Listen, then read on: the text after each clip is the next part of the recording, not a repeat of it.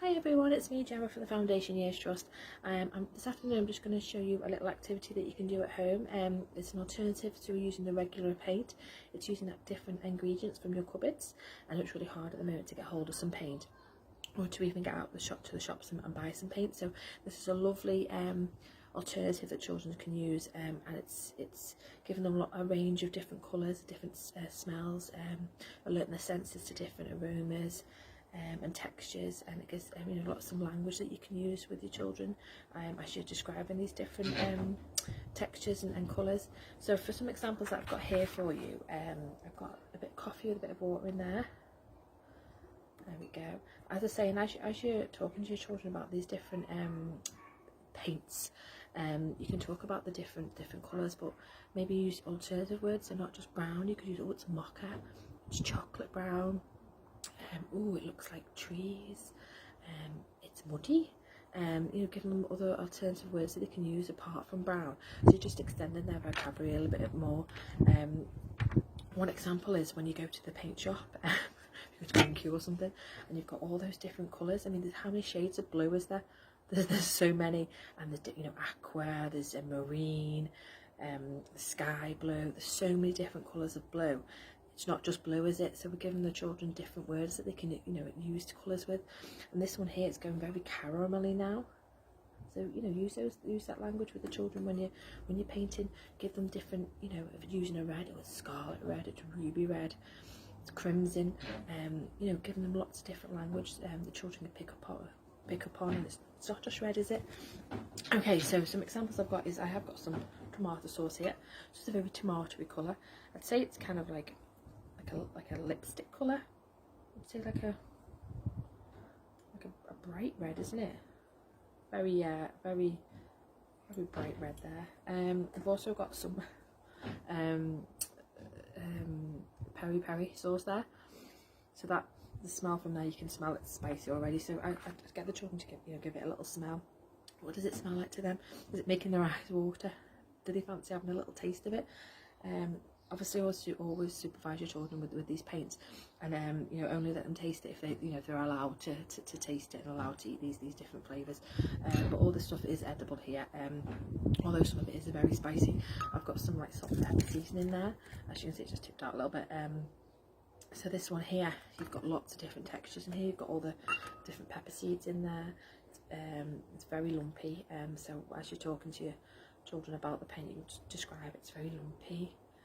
Oh, what does it feel like? The textures and the smells.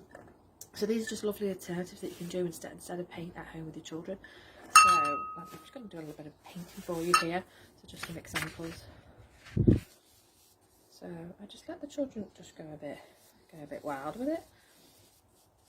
And it's making such a lovely. It's just a nice alternative to paint, really, isn't it? It's making the different textures, the different smells. You can do some swishy lines as the children are painting. Can you do some swishy lines? Can you do some circles? Smell the paint. Ooh, it's a lovely mixture between coffee and spicy sauce there. Yeah, but these are great when they're saying that it's all edible. So you might, like my little girl, she likes to eat everything. So she might have her fingers in this before we even started. And as I say, as you're chatting to your child, talk to them about the different smells coming from the paint, the different colours. If they're quite confident in their language, I would give them alternatives, extend their language a bit more. So if they're they're quite confident and they can hold a full conversation, give them some more experimental words. That's tremendous. When they're painting, that's amazing.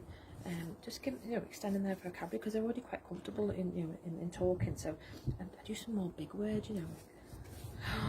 that's ginormous, that kind of thing.